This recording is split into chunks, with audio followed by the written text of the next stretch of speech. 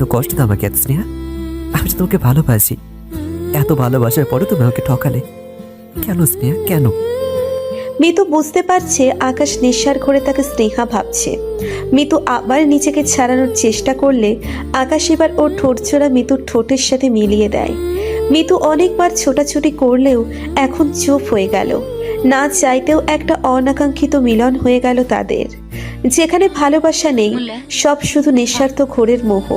মিতু জানে না এই মিলনের পর তার জীবনে কত বড় ঝড় আসতে চলেছে। বিছানা থেকে উঠে পাশে থাকা জামাটা পরে নিল সে। হাঁটতে বেশ কষ্ট হচ্ছে তার, শরীরের সব জায়গায় ব্যথা, নখের আঁচড় কামড়ের দাগ ভরে আছে। আকাশ এক পাশবিক পশুর মতো তাকে খুবলে খেলছে। মিতু আস্তে করে ওয়াশরুমে গিয়ে ঝর্ণা ছেড়ে তার নিচে বসে। চোখ থেকে তার পানি পড়ছে। সে এরকম মিলন চায়নি। সে তো চেয়েছিল আকাশ থেকে ভালোবেসে কাছে টেনে নিক, কিন্তু এটা চায়নি সে। সাওয়ার নিয়ে বেরিয়ে দেখে আকাশ এখনো ঘুম। মিতু নামাজ পড়ে নিচে চলে যায় নাস্তা বানাতে। বাড়ির বউ হয়ে এসেছে 4 দিন, কিন্তু এখনো অবধি সে কিচেনে যায়নি। তাই আজ সেই গেল রান্নাঘরে। সকাল 9টায় আকাশের ঘুম ভেঙে যায়। আস্তে করে মাথাটা চেপে ধরে ওঠে। সে মনে করার চেষ্টা করছে কাল রাতে কি করেছে সে। আশেপাশে তাকিয়ে দেখে মিতু নেই। এখন নিচের দিকে তাকিয়ে দেখে তার গায়ে কোনো কাপড় নেই। এটা কি করে হলো? তবে কি সে মিতুর সাথে কিছু? না, এরকম হতে পারে না। সে নেশা করলেও এতটা খারাপ হয়ে যায়নি। আকাশ জলদি উঠে চাদর পেঁচিয়ে গোসল করতে গেল। তার মিতুর সাথে কথা বলতে হবে। তার মুখ থেকেই শুনতে হবে কাল কি হয়েছে। স্নেহা বসে বসে পড়ছে। আজকে কলেজ যায়নি সে, কারণ আজ উঠতে লেট হয়ে গেছে তার। তাই সে যেতে পারেনি। তাই সে ঘরে বসেই অঙ্ক করছে, কিন্তু অঙ্কটা মেলাতেই পারছে না। দুধ চাই, এই পোড়া কপাইল্লা অঙ্কটা তো মিলছেই না। দূর। ঘটে বুদ্ধি থাকলে তো অঙ্ক মিলাতে পারবি রে গাধি। পেছন থেকে এমন একটা কথা শুনে চমকে ওঠে স্নেহা। পেছনে তাকিয়ে দেখে আরফ 2 হাত পকেটে দিয়ে দাঁত বের করে হাসছে। স্নেহা এতে রেগে গিয়ে কোমরে 2 হাত রেখে বলল, এই, তুমি হাসছো কেন? দেখছো যে আমি অঙ্কটা পারছি না, আর তুমি হেসে যাচ্ছ। কোথায় আমাকে হেল্প করবে তা না, হেসে যাচ্ছে। হাই হাই, এখন আমাকে আপনার অঙ্কে হেল্প করা লাগবে? আল্লাহ, পারলে এসে হেল্প করো, নয়তো যাও এখান থেকে। ওকে ওকে, আই খাতা নিয়ে এদিকে আই। তারপর স্নেহা আরফের কাছে খাতা নিয়ে আসে। আরফ খুব সুন্দর করে স্নেহাকে অঙ্কটা বুঝিয়ে দিল। বাহ, কত সহজ। ধন্যবাদ আরব ভাইয়া। এখন নিচে আসেন মরানি, নাস্তা করতে হবে। হ্যাঁ আসছি, যাও। এরপর স্নেহা নিচে এসে নাস্তা করতে বসলো। আজকেও টেবিলে মিতু আর আকাশ নেই, তাই তাদের খাবার উপরে পাঠিয়ে দেওয়া হয়েছে। মিতু আকাশের সামনে ভয়ে সংকোচে যেতে পারছে না। যদি আকাশ রেগে থাকে, কিন্তু কাল রাতে তার তো কোনো ভুল ছিল না। সেই নেশার ঘোরে সব করেছে। দরজার বাহিরে দাঁড়িয়ে আছে, ভেতরে যেতে সাহস পাচ্ছে না। এদিকে আকাশ সোফায় মাথায় হাত দিয়ে বসে আছে। সে এতটুকুই কনফার্ম হয়ে গেছে, কাল রাতে সে নেশার ঘোরে অনেক বড় অন্যায় করে ফেলেছে মিতুর সাথে, যেটা সে চাইলেও না করতে পারবে না। কিন্তু কাল রাতে সে এতটা নেশাও করেনি, তাহলে কিভাবে এটা হলো? সে জাস্ট 2 গ্লাস নিয়েছিল, তাহলে এটা কি করে হলো? আকাশের মাথায় কিচ্ছু আসছে না। সে কি করবে? সে মিতুকে ভালোবাসে না। এখন যদি মিতু, না না, সে ভাবতে পারছে না কি করবে সে এখন। উফ আল্লাহ, কি করব এখন আমি? কেন যে সেদিন রাগের বশে এমন করলাম? সেদিন আমার দেশ ছেড়ে চলে যাওয়া উচিত ছিল। মিতু আস্তে করে রুমে প্রবেশ করলো। দেখলো আকাশ সোফায় বসা, মাথায় হাত দিয়ে। হয়তো তার অনুশোচনা হচ্ছে যে কেন সে মিতুকে ছুলো। হায়রে জীবন, স্ত্রীর কাছে আসাতে স্বামীর অনুশোচনা হচ্ছে। মিতু আস্তে করে আকাশের সামনে গেল। আকাশ বুঝতে পারল কেউ এসেছে। মাথা তুলে দেখে মিতু। মিতুকে দেখে তার রাগ হচ্ছে। কিভাবে সে এই ভুল করলো? আকাশ কিছু না বলে উঠে চলে যেতে নিলে কি মনে করে ফেরত এসে বলল, কাল রাতের জন্য আমি দুঃখিত। আমি জানি না কীভাবে এটা হলো। কাল এতটা নেশা আমার কীভাবে হলো জানি না। এটাকে একটা খারাপ স্বপ্ন হয়ে বলে যাও প্লিজ। আমি তোমাকে যখন ছেড়ে দেবো তখন আমি তোমার 2য় বিয়ের আগ পর্যন্ত আমি তোমার খরচ বহন করবো। আমি একটা ভালো ছেলে খুঁজে দেবো তোমাকে। সব কিছু তাকে জানিয়ে তার সাথে বিয়ে দেবো। প্লিজ আমাকে ক্ষমা করে দিও। আর হ্যাঁ, প্লিজ খেয়ে নিও। আপনি না বললেও আমি তা খেয়েছি। আমি জানি তো আপনি আমাকে ইচ্ছা করে কাছে নেননি। আর কি বললেন, আমাকে ছেড়ে দিয়ে আমার খরচ বহন করবেন? শুনেন মিস্টার আকাশ, আমার বাবা ভাইয়ের টাকার অভাব নেই, আমি সেখানে বসেই খেতে পারবো, কিন্তু আমি আপনাকে ছাড়বো না। দেখি কিভাবে আপনি আমায় ছাড়েন। আপনাকে নিজের করে পেতে অনেক কিছু করতে হয়েছে আমার, আর আমি আপনাকে পেয়ে ছেড়ে দেব? এত বড় পাগল আমি না। আকাশ মিতুর কথা শুনে অবাক অবাক কণ্ঠে বলল। আমাকে পেতে অনেক কিছু করতে হয়েছে মানে? কি করেছো তুমি? মিতু বুঝতে পারলো ও কি বলতে কি বলে ফেলেছে, তাই কথা ঘোরানোর জন্য বলল, কিছু না। বলেই মিতু রুম থেকে চলে আসলো। আকাশ মিতুর কথা কিছুই বুঝতে পারল না, আর মাথাও ঘামালো না। সেও বেরিয়ে যায়। বেরিয়ে যাওয়ার আগে তার মাথায় এটাই ঘুরছে, তার এত নেশাকাল হলো কি করে। দেখতে দেখতে সোমবার চলে আসে। আজকে স্নেহার বাবা আসবেন, তাই সকাল থেকে তোড়জোড় চলছে। স্নেহা নিজেও হাতে ওর বাবার প্রিয় খাবারগুলো রান্না করছে। আরাফা জুনায়েদ গেছে ইকবাল সাহেবকে রিসিভ করতে। স্নেহা খুব উদ্বিগ্ন হয়ে আছে ওর বাবাকে দেখার জন্য। কিছু ঘন্টা পরেই ইকবাল সাহেবকে নিয়ে বাড়িতে ঢুকলো আরাফার জুনায়েদ। প্রায় 18 বছর পর আজ নিজের বাড়িতে পা রাখছেন ইকবাল সাহেব। এই বাড়িতে কত না স্মৃতি আছে তার, ভাইদের সাথে, তার ভালোবাসার মানুষটার সাথে।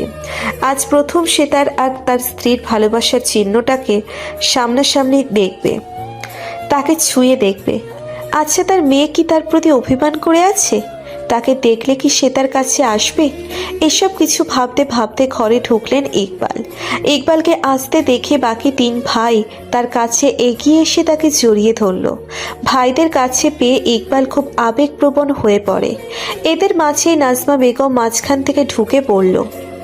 এই এই আমাকেও তোমাদের মাঝে নেও। নাজমার এহেন কাজে সবাই হেসে দিল। ছোটবেলায় ও নাজমা এমনিই করত, 4 ভাইকে একসাথে দেখলে মাঝখান দিয়ে ঢুকে পড়তো। স্নেহা দূর থেকে দাঁড়িয়ে তার বাবাকে দেখছে। হ্যাঁ, তার বাবা, তার নিজের বাবা, তার জন্মদাতা বাবা, যাকে এতগুলো বছর সে কাছে পায়নি। স্নেহার মুখে হাসি, চোখে পানি। মনে হয় এখনই পানি পড়বে। ইকবাল ভাইদের কাছ থেকে ছুটে সামনে তাকিয়ে দেখে তার সেই ছোট্ট পরীটা দাঁড়ানো। না, পরীটা এখন আর ছোট নেই, এখন সে বড় হয়ে গেছে। তবুও বাচ্চাদের কাছে মেয়েরা সব সময় ছোট। ইকবাল হাসান ধীর পায়ে স্নেহার কাছে আসলেন। স্নেহা আর ইকবাল এখন মুখোমুখি। স্নেহা কান্নামাখা কণ্ঠে বলল, বাবা। ইকবাল সাহেব মেয়ের মুখে বাবা ডাক শুনে একদম বরফের মতো জমে যান। এতগুলো বছর পর নিজ সন্তানের মুখ থেকে প্রথম বাবা ডাক শুনছেন ইকবাল সাহেব। কাঁপা কাঁপা হাতে হাত বাড়িয়ে দিলেন স্নেহার দিকে। স্নেহাও এবার নিজেকে ধরে রাখতে পারল না, হামলে পড়ে বাবার বুকে আর কাঁদতে থাকে। বাবা মেয়ে দুজনেই কাঁদছে। এতগুলো বছর যে তারপরে তারা এক হলো। বাবা, আমাকে ছেড়ে আর কখনো চলে যেও না প্লিজ। আমি তোমাকে ছাড়া আর থাকতে পারবো না। আমি মাকে ছোটবেলায় কাছে পাইনি, তুমি অভিমান করে চলে গিয়েছিলে। আর আমাকে ছেড়ে যেও না বাবা, আমি খুব ভালোবাসি তোমাকে। আই এম সরি মা, আমি তোকে একা রেখে চলে গিয়েছিলাম। আমি তখন শুধু নিজের কথাই ভেবেছি, একবারও ভাবিনি তুই তো আমার আর মারিয়া সেই স্মৃতি। আমি তোকে কেন অবহেলা করে চলে যাচ্ছি, তবুও নিজের রাগ বজায় রেখে তোকে বড় ভাইজানের কাছে দিয়ে চলে গেলাম।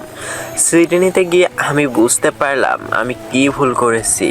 নিজের সন্তানকে নিজের থেকে দূরে করে প্রতিনিয়ত যন্ত্রণায় ভুগেছি। তাই তো বড় ভাইজান থেকে তোর সবসময় খোঁজখবর নেওয়া শুরু করলাম। আমার খুব ভয় হতো যদি তোর সামনে গেলে তুই আমাকে বাবা না মানিস, তাহলে আমি যে খুব কষ্ট পাবো, তাই আসিনি। তবে এখন আর তোর কাছে না এসে পারলাম না। আমার যে তোকে একটাবার বুকে নিতে ইচ্ছা করে, তোর মুখ থেকে বাবা ডাক শুনতে ইচ্ছা করে। আমায় ক্ষমা করিস মা, আমিও তোকে অনেক ভালোবাসি। না বাবা না, এমন করে বলো না। তুমি তুমি যা করেছো তা মায়ের ভালোবাসার জন্য করেছো। ভালোবাসার মানুষকে কেউ হারিয়ে ভালো থাকতে পারে না বাবা, আমি জানি। তুমি এভাবে বলো না। বাবা মেয়ের এই মধুর মিলন দেখে সবার চোখেই পানি। আরাফ মুচকি হেসে ভাবছে, যাক, আমার পিচ্ছিটার এবার সুখের দিন একটা একটা করে আসছে। এবার আর ও একটা সুখের খবর বাবা, তুমি একটু অপেক্ষা করো। আরাফের ভাবনার মাঝে ফোন বেজে ওঠে। আরাফ একটা সাইডে চলে যায় ফোন নিয়ে। দুপুরে স্নেহা তার বাবাকে নিজ হাতে খাইয়ে দিয়েছে। ইকবাল সাহেবও মেয়েকে খাইয়ে দিয়েছেন। রাতে স্নেহা তার বাবার সাথেই ঘুমাবে বলেছে। আজ বাবার কোলে মাথা রেখে দুই বাপ বেটি গল্প করবে। দেখতে দেখতে 5 মাস চলে গেল। এই 5 মাসে আরাফ আর স্নেহার সম্পর্কের অনেক পরিবর্তন এসেছে। আরাফ স্নেহাকে সব সময় সব বিপদ থেকে আগলে রেখেছে, আর স্নেহাও আরাফের সাথে খুব ফ্রি হয়ে গেছে। এখন স্নেহার মনের মাঝে আকাশ না, আরাফ উকি ঝুঁকি মারে। হয়তো স্নেহা ভালোবেসে ফেলেছে আরাফকে, আবার হয়তো না, কিন্তু সে জানে আরাফকে সে পছন্দ করে অনেক বেশি করে। কিন্তু এই 5 মাসে মিতু আর আকাশের সম্পর্ক অনেক বেশি খারাপ হয়ে গেছে। মিতু যতই চেষ্টা করেছে আকাশকে নিজের ভালোবাসায় জড়াতে, আকাশ ততই ওকে অপমান করে দূরে সরিয়ে দিয়েছে। আকাশ এখন মিতুর সাথে এক রুমে থাকে না, সে থাকে অন্য রুমে, মিতু থাকে আকাশের রুমে। তাদের এই অবস্থা সবার চোখ এড়িয়ে গেলেও একজনের চোখে এড়ায়নি, সে হলো আরাফ। আকাশ চায় না আর কোনো ভুল করতে। খুব শীঘ্রই সে মিতুকে ডিভোর্স দেবে। আজকেও মিতু মার খেয়েছে আকাশের হাতে। অপরাধ এটাই, সে আজকেও আকাশকে প্রেম নিবেদন করতে গিয়েছিল। এই 5 মাসে প্রতিদিন সে এরকম মার খেয়ে যাচ্ছে।